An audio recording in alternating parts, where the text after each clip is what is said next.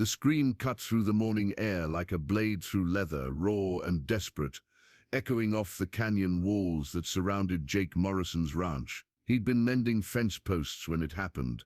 A woman's voice breaking with terror, carrying words that made his blood turn cold. They tried to burn her dress off. Jake dropped his hammer, the metal clanging against stone as he reached for the Winchester, leaning against the fence post. The scream had come from the direction of Willow Creek, maybe half a mile through the scrub oak and boulder fields. His boots found purchase on the rocky ground as he moved toward the sound, every instinct telling him he was walking into something that would change everything. The silence that followed was worse than the scream. When he crested the ridge overlooking the creek, Jake saw them, 3 men on horseback, circling like vultures around something on the ground. One held a flaming branch, the orange glow visible even in the harsh morning sunlight. Below them, pressed against a fallen cottonwood, was a young woman in a torn blue dress, her dark hair wild around her shoulders, her hands raised not in surrender but in defiance. "Please," her voice carried up to him, steady despite the tremor. "I ain't done nothing wrong." The man with the torch laughed, a sound like breaking glass. "Wrong? You exist, girl. That's wrong enough." Jake recognized the voice. Caleb Thorne, whose family had been feuding with anyone who wasn't pure white for 3 generations. The other 2 were Thorne's usual shadows, men whose names Jake had never bothered to learn because they'd never done anything worth remembering until now. Through his rifle scope, Jake could see the woman's face clearly. She was young, maybe 20, with skin the color of desert sand and eyes that held more courage than fear. Her dress was singed at the edges, and Jake realized with sick certainty that they hadn't been threatening to burn it off. They'd already tried. The woman's gaze suddenly lifted, scanning the ridge as if she could sense his presence. For just a moment, their eyes met across the distance, and Jake saw something in her expression that hit him like a punch to the gut. Hope. She believed someone might help her. Caleb Thorne raised the torch higher. "Last chance to run, breed, though we'll catch you either way." Jake's finger found the trigger. The choice was already made. The Winchester's weight felt familiar in Jake's hands, but the decision it represented was heavier than any rifle he'd ever carried.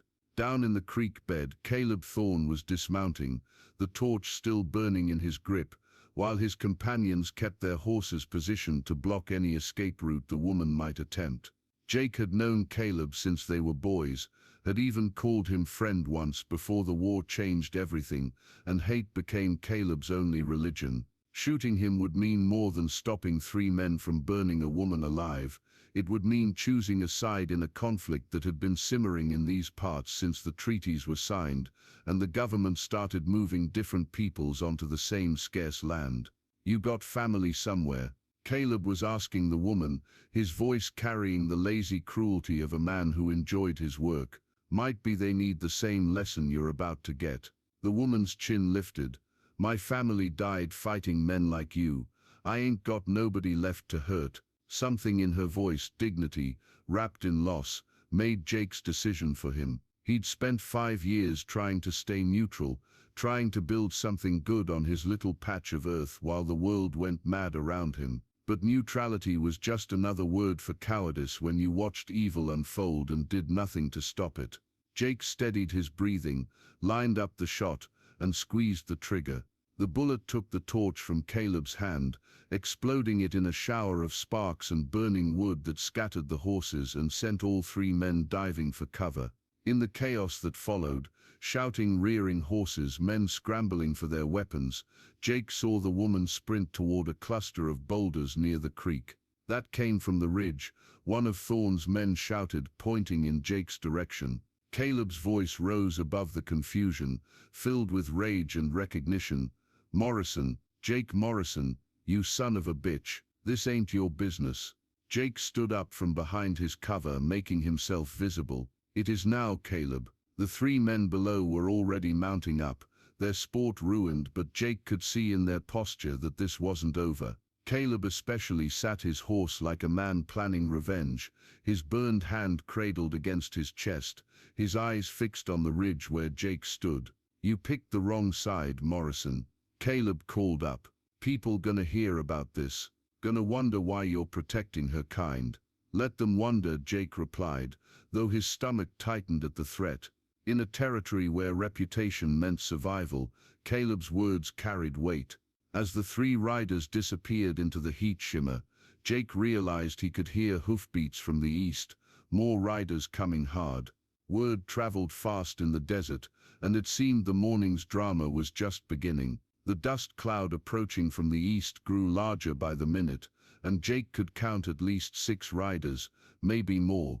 They were coming at a gallop, which meant they'd heard the gunshot, and were either investigating trouble or bringing more of it.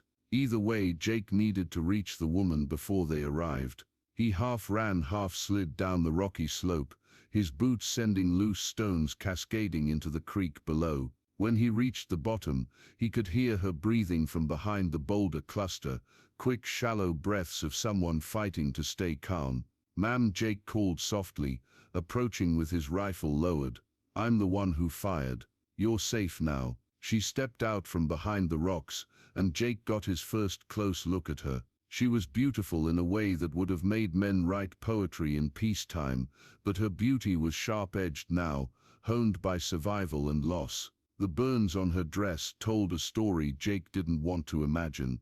"Safe?" She almost smiled, but it was bitter. "Mister, you just made yourself an enemy of every thorn rider in the territory. How's that make me safe?" Before Jake could answer, the hoofbeats grew louder, closer. Through the scrub oak, he could see the approaching riders and recognized the lead horse. Sheriff Dutch Carver, a man whose idea of law and order changed depending on who was paying him that month. "We need to get you out of here," Jake said, but the woman shook her head. "Running just makes it worse. Makes it look like I done something wrong." The riders burst into the clearing with military precision, surrounding the creek bed in moments. Sheriff Carver sat his horse like a man who'd already made up his mind about what he'd find here. His deputies, some official, some not, kept their hands near their guns. "Jake Morrison," Carver called out, his voice carrying false friendliness. "Heard gunfire. You having trouble with claim jumpers?" It was a trap,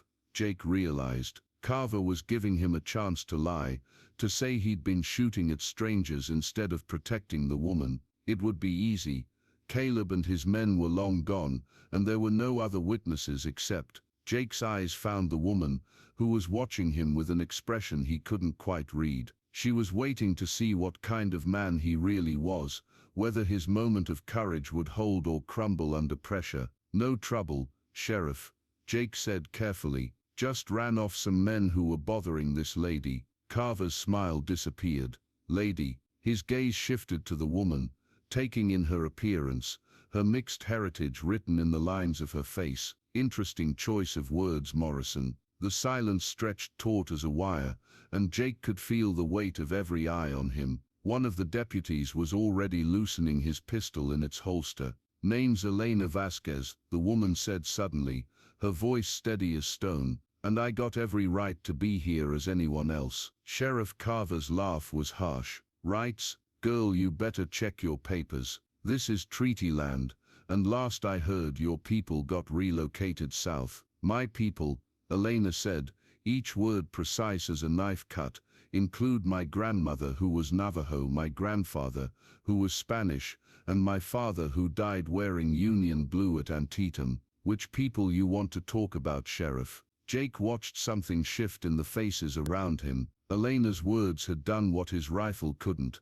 They'd introduced doubt into what had seemed like a simple situation. A mixed-blood woman alone in the desert was one thing. The daughter of a Union soldier was another matter entirely. Elena reached into her dress and pulled out a small leather pouch, worn smooth by years of handling. From it, she extracted a tarnished silver medal and a folded piece of paper. "Congressional Medal of Honor," she said, holding up the medal. "Sergeant Miguel Vasquez, 1st New Mexico Volunteer Infantry. And here's his land grant, signed by the territorial governor."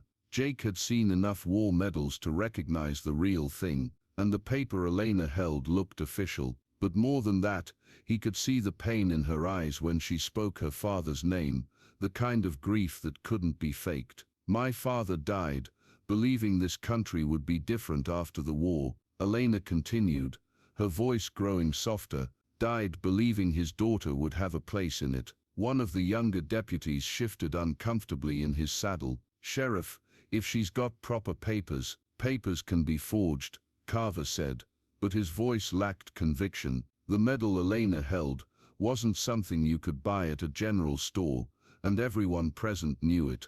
Jake found himself studying Elena's face in profile as she spoke about her father. There was something in her expression, a mixture of pride and sorrow that reminded him of his own losses. His brother had died at Gettysburg, believing in something larger than himself, and Jake had spent the years since trying to honor that sacrifice by building instead of destroying. "Ma'am," Jake said quietly, "you're welcome to shelter at my ranch until you decide where you're headed next." The offer hung in the air like smoke from a campfire, visible to everyone. Carver's eyes narrowed, and Jake could practically hear the man calculating the political cost of different responses. "Mighty generous of you, Morrison," the sheriff said finally. "Hope you know what you're doing." Elena's eyes met Jake's, and for the first time since he'd seen her in the creek bed, her expression softened. "Thank you," she said simply. Oh. The afternoon sun was beginning its descent toward the western mountains when Sheriff Carver finally led his men away from Willow Creek, but not before making it clear that Jake's generosity would be remembered, and not necessarily in a good way. Elena had tucked her father's medal back into its pouch, but she kept the land grant papers visible, a reminder of her legitimate claim to be exactly where she was. As they rode toward Jake's ranch, Elena finally spoke. "You didn't have to do that. Offer me shelter, I mean. You already did enough." Jake considered his words carefully. "My brother used to say that doing enough and doing right weren't always the same thing. Your brother sounds like he was a good man." "He was. Got him killed at Gettysburg." Jake paused, then added, "Your father sounds like he was cut from the same cloth." Elena nodded, and Jake could see her fighting back tears. "He used to tell me stories about the ranch he'd buy after the war. Said we'd raise horses and grow things, make something beautiful in all this empty space." They rode in comfortable silence after that, the desert evening painting everything in shades of gold and purple. When Jake's ranch came into view, a modest adobe house, a barn, corrals that spoke of honest work and careful planning, Elena reined in her horse. "This is what he described," she said wonderingly. "Almost exactly." Over the following weeks, Elena proved herself as capable with horses as any hand Jake had ever employed. She never spoke of leaving, and Jake never asked her to. When Caleb Thorne rode by one evening with 6 men at his back, Elena met them on the porch with Jake's spare Winchester across her knees and her father's medal pinned to her shirt. "This is legal ground," she told Thorne calmly. "And I'm legal, people. Oh. You got business here. State it proper or ride on." Thorne stared at her for a long moment, then at Jake standing in the doorway behind her. Whatever he saw in their faces convinced him that some fights weren't worth having, at least not today. He wheeled his horse around without a word. 6 months later, when Elena accepted Jake's proposal of marriage, Sheriff Carver was the first to congratulate them, claiming he'd known all along they were meant for each other. The territorial governor attended their wedding, praising Miguel Vasquez's daughter as an example of the territory's bright future. Years later, when Jake and Elena's children asked about how their parents met, Elena would tell them about the morning their father chose to be the kind of man the world needed, a man who shot to protect instead of destroy, who offered shelter instead of suspicion. But sometimes, when the desert wind carried the sound of distant voices across the ranch, Elena would remember that first moment on the ridge when she looked up and saw hope looking back at her through a rifle scope. And Jake would remember the woman who stood defiant against flames, holding her father's courage like a shield against the world's cruelty. The ranch they built together became exactly what Miguel Vasquez had dreamed of, a place where beautiful things grew in empty spaces, where different kinds of people became one family, where the future was always brighter than the past.